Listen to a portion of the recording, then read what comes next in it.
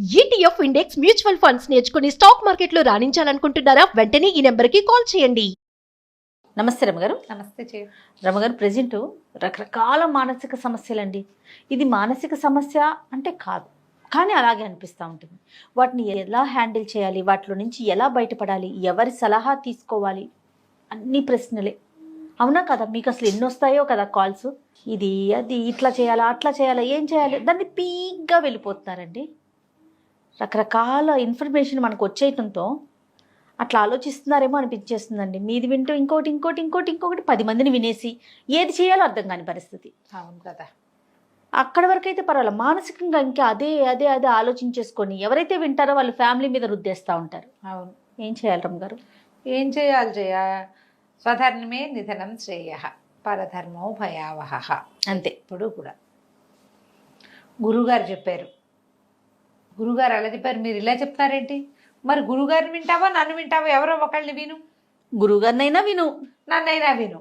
నేను చెప్పిందే చెయ్యి, పోనీ లేదా గురుగారినే చెయ్యరట్లా. ఇప్పుడు ఇదేంటంటే మనం జనరల్గానే అసలు విపరీతమైన స్ట్రెస్కి గురయ్యే పరిస్థితుల్లో ఉన్నాం మనం. ఎవరికి ఎవరితోటి సంబంధ బాంధవ్యాలు లేవు. కుటుంబ సభ్యులతోటి మానసికంగా రిలేషన్స్ మెయింటైన్ చేయలేకపోతున్నాం.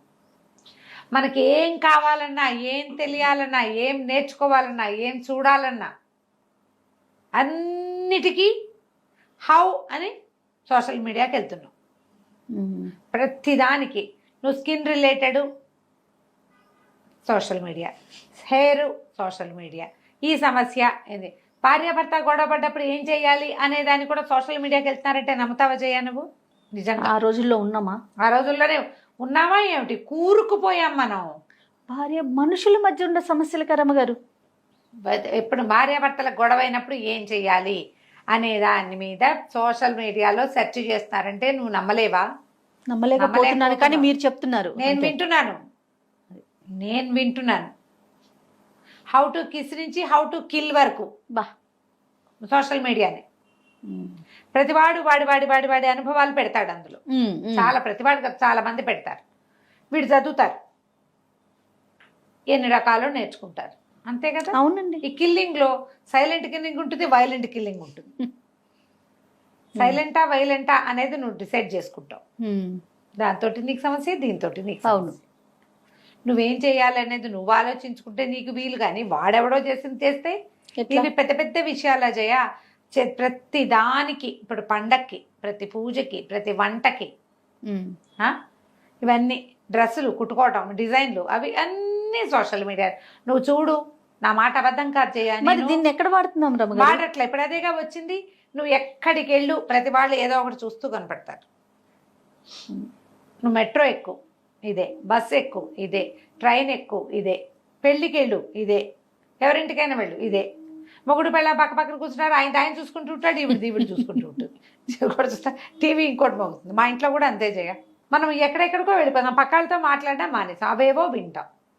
పోని విన్నావు, నేను చెప్తా ఒకటే మాట, విను. ఇప్పుడు మన ప్రపంచమే ఇది. కాకపోతే ఏమంటావు, ఒకవైపే చూడు, రెండో వైపు చూడొద్దు అనమాట. ఇది ఒక్కళ్ళని చూడకుండా మనకు ఒక ప్రశ్న వస్తే మనం 100 మందిని విని ఆ 100 మందికి వచ్చిన కామెంట్లు కూడా చదువుతున్నాం. అమ్మో, దాంతో మనం విపరీతమైన స్ట్రెస్కి గురైపోతున్నాము. మనకి జనరల్గానే ఎలాంటి స్ట్రెస్లు వస్తున్నాయి? సమయాభావము, వ్యక్తులు దొరక్కపోవటము, మాట్లాడేందుకు దిక్కు లేకపోవటము, సహాయం చేసేందుకు ఎవరు లేకపోవటము, టార్గెట్స్, పిల్లల పెంపకం ఒక టఫ్ టాస్క్, పిల్లల టార్గెట్లు, పిల్లల జీవితాల పట్ల భయాలు, మన జాతకం పట్ల దిగులు, భయం, ఫైనాన్షియల్ స్టేటస్లో వచ్చే ఇబ్బందులు, సామాజిక పరమైన చిక్కులు, ఇవి కాకుండా ట్రాఫిక్, ఇంట్లో గ్యాడ్జెట్స్ ఉంటే వాటి వల్ల, హోమ్ అప్లయన్సెస్ ఉంటే వాటితోటి ప్రాబ్లమ్స్, వస్తువులు చెడిపోవటం, సహాయానికి ఎవరు లేకపోవటం. ఎలా ఉన్నాయి 10 గంటలకు ఆఫీస్కి వెళ్ళిపోవాలి, 8:30కి పని మనిషి రాదని తెలుస్తుంది. 1 గంటన్నరలో గిన్నెలు తోతావా, ఇల్లుడ్చి వాకిట్లో ముగ్గేస్తావా, దేవుడికి దీపం పెడతావా, వంట చేస్తావా, పిల్లలు బాక్సులు పెడతావా, నువ్వు ఏదైనా తినేడుస్తావా? ఏమీ లేదు. ఏం చేస్తావు? ఎంత స్ట్రెస్ అయింది చూడు నీ పని. ఇప్పుడు ఇలా మొదలు పెట్టుకుని ఆఫీసులో టార్గెట్ సాయంత్రానికి అందించేయాలి. సడన్గా ఎవరో ఒకళ్ళు పడుకుంటారు, ఓ కంప్యూటర్ పడుకుంటుంది, అయిపోయి. కష్టమే కదా. మరి ఇన్ని స్ట్రెస్సుల్లో మనం ఎవరెవరి బుర్రల్లో ఉన్న చెత్తలో విని అవి కూడా మన జీవితంలోకి లాగేసుకోవాలని అనుకుంటే మనకి పిచ్చెక్కబటం ఖాయమా కాదా చెప్పు.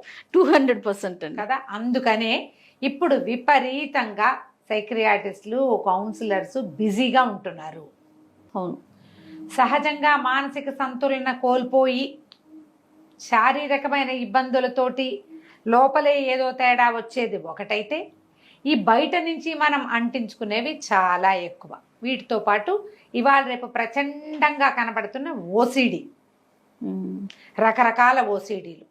ఇల్లు వాకిలి శుభ్రాలు కొందరు, చేతులు శుభ్రాలు కొందరు, బట్టలు శుభ్రాలు కొందరు, పీరియడ్ రిలేటెడ్ శుభ్రాలు కొందరు, వాష్రూమ్ శుభ్రాలు, వాష్రూమ్ల శుభ్రాలు ఇంకొందరు, పిల్లల్ని కడిగింది కడిగి పిల్లల్ని కడుగుతూ ఉంటారు. వీళ్ళ స్నానాలు వెర్రెక్కినట్టు చేస్తారు. అది ముట్టుకున్నాం, ఇది ముట్టుకున్నాం, అది తగిలింది, ఇది తగిలింది, పాపం పాపం పాపం పాపం పాపం. శుభ్రానికి పాపానికి కలిపేసుకుంటారు. అవేవో పాపాలు వస్తాయి. అక్కడి నుంచి టీవీలలో చెప్తారు. ఇలా అనాలనిపించట్లేదు కానీ అనక తప్పట్లేదు జయ. పాపం వినలేకపోతున్నానమ్మా ఈ కేసులు. నేను ఇంత బాధగా ఉందంటే నాకు.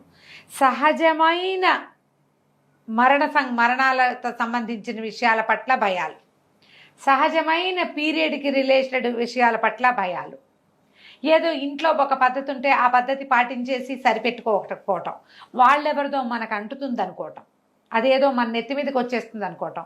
మా ఎవరో ఫ్రెండు వాళ్ళ బాబాయ్ చనిపోయారు, మా బాబాయ్ పోయారు అని చెప్పారు. ఇప్పుడు నేను వాళ్ళ బాబాయ్ ఎవడు బాబాయ్, మా బాబాయ్ పోయాడు అని వీడు చెప్తారు. వీడు స్నానం చేయాలని డౌట్. అంత డెప్త్గా ఆలోచించేస్తున్నారండి. ఆ అమ్మాయి ఎవరో పీరియడ్, మా పిల్ల క్లాస్లో కూర్చున్నారు, మా పిల్ల ఇంటికి వచ్చి మమ్మల్ని తాకింది, మా ఇంట్లో బట్టలన్నీ తడిపేయాలి. అయితే ఇటైనా పీక్గా వెళ్ళిపోతున్నారు, లేదా అటైనా పీక్ వెళ్ళిపోతుంది, లేదా వదిలిపడేస్తున్నారు, ఎగురుతున్నారు, గెంతుతున్నారు. వదిలేసే వాళ్ళు దేవుడు లేదు, ఇది లేదు, శివరాత్రి లేదు, శుక్రవారం లేదు, ఆదివారం లేదు, ఎప్పుడు పడితే అప్పుడు తినేయటం, తిరిగేయటం, ఇష్టారాజ్యంగా ఉండటం, స్నానాలు లేవు, శుభ్రాలు లేవు. వీళ్ళ ఈ జనాభా పిచ్చా ఎందుకు స్నానం చెప్పతే ఏమవుతుంది అనేవాళ్ళు పెరిగిపోయారు. అవును. వెర్రెక్కినట్టు ఎవరినో ముట్టుకున్నాం కాబట్టి 100 సార్లు స్నానం చేయాలి, ఒళ్ళు కడుక్కుంటూ ఉండాలనుకునే పిచ్చిలోనూ కొంతమంది ఉంటున్నారు. రెండు అతిగానే ఉన్నాయి చూడు. ఖచ్చితంగా అండి. ఈ బ్యాలెన్స్ ఎప్పుడు నేర్చుకుంటాం మనం? ఎవరికైనా సరే ఓసిడి తీవ్రంగా నేను ఎక్కువ కడుగుతున్నాను, లేదా ఈ అమ్మాయి ఎక్కువ చేతులు కడుక్కుంటుంది, ఎక్కువ సార్లు స్నానం చేస్తుంది, శుభ్రాల గురించి ఎక్కువ మాట్లాడుతుంది అంటే ముందు సైక్రియాటిస్ట్ని చూడండి. దీని మీద అవగాహన కల్పించడం చాలా అవసరం. సమాజం సర్వనాశనం వైపుకి వెళ్ళిపోతున్నాం మనం. అవునవును. వీళ్ళతో పాటు ఈ ఓసిడిలో లేకపోతే మానసిక సమస్యలు, స్ట్రెస్ రిలేటెడ్ ఇష్యూస్ ఉన్న వాళ్ళ ఇంట్లో ఉన్న వాళ్ళకి ప్రత్యక్ష నరకం చూపిస్తారు జయ. నేను ఇదివరకు కూడా కొన్ని కేసులు చేశాను, పీరియడ్ రిలేటెడ్ ఇష్యూస్ అని చెప్పలా నేను. ఏదో అయిపోతుందని, జర్మ్స్ వచ్చేస్తాయని, జర్మ్స్ తోటి ఏదో జబ్బు వచ్చేస్తుంది. జర్మ్స్ పిచ్చి అందరికీ ఉంటుంది కదా. అవును. బ్యాక్టీరియా పిచ్చి, జర్మ్స్ పిచ్చి చాలా మందికి ఉంటుంది. ఓసిడి తోటి మామూలు శుభ్రం దగ్గర నుంచి మొదలుపెట్టి చావు వరకు వెళ్ళిపోతారు వాళ్ళు. ఈ పీరియడ్ రిలేటెడ్ ఇష్యూస్ ఏమో శుభ్రత నుంచి పాపాల వరకు వెళ్ళిపోతారు వీళ్ళు. ఓకే. శుభ్రము పాపము ఒకటి కాదుగా, శుభ్రము పుణ్యము ఒకటి కాదు. శుభ్రత అశుభ్రత, అశుచి వేరు, పాప పుణ్యాలు వేరు. ఈ రెండింటిని మిక్స్. దీని మీదే మాట్లాడటం. మన ఎవరో కూడా ఒక ఆవిడ నన్ను అడిగారు, పీరియడ్స్ కలుపుకోకపోవడం గురించి మీరు మాట్లాడండి. అవన్నీ ఎవరి చాయిస్ ప్రకారం వాళ్ళు చేసుకుంటారండి, నేను చెప్పను. ఇలాంటి పెద్దవాళ్ళు చెప్పాలి, గైడెన్స్ ఇవ్వాలి. ఈ గైడెన్స్ ఇచ్చేసరికల్లా ఏమవుతుంది, ఎక్కువ. ఇప్పుడు నేను జయ నిజంగా చెప్పాలని లేదు కానీ చెప్పాల్సి వస్తుంది. 5th డే గుళ్ళోకి వెళ్ళొచ్చా, 5th డే ఉపవాసం ఉండొచ్చా, 5th డే పూజ చేయొచ్చా అని నాకు 100 మెసేజ్లు ఉన్నాయి జయ. అబద్ధం అయితే నేను అబద్ధం చెప్తాను, నా ఫోన్ నీ చేసి పెడతా చూడును.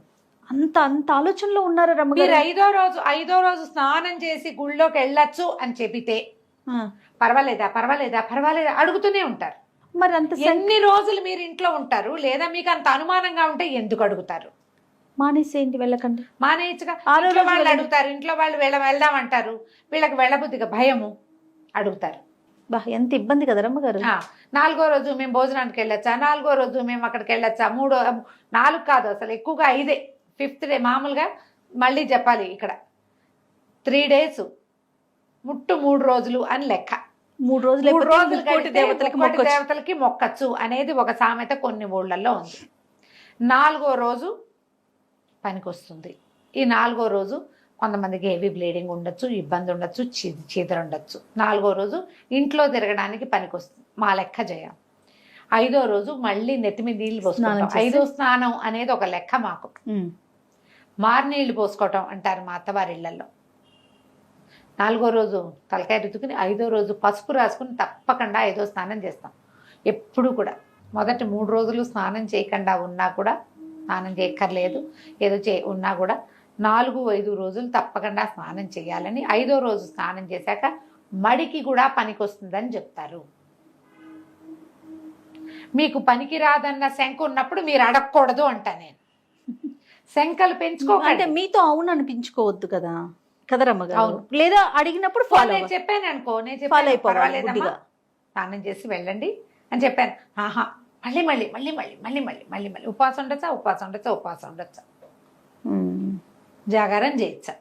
ఏమిటి ఈ సంవత్సరం చేయకపోతే ఏం పోయింది, నీకు ఓపిక లేకపోతే ఊరుకో, అంతే కదా. మీరు కాంప్లికేటెడ్ చేసుకోవట్లా. ఎందుకు ఇంత అతిగా?